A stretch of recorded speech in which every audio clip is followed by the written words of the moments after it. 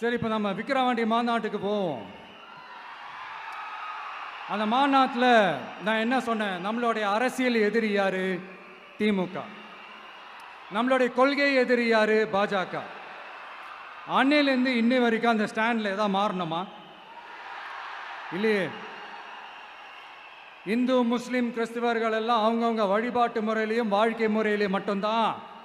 ஆனால் தமிழ்நாடுன்னு வந்துட்டா, ஒற்றுமையை காட்டணும்னு வந்துட்டா, நம்ம கிட்ட யாரும் வாலாட்டவே முடியாது, நம்மளோட நல்லிணக்கத்தை யாரும் நாசம் பண்ணவே முடியாது. சொன்னமா இல்லையா? அன்னிலேருந்து இன்னி வரைக்கும் அந்த ஸ்டாண்டில் ஏதாவது மாறணுமா? ஒரு இன்ச்சு கூட மாறலையே.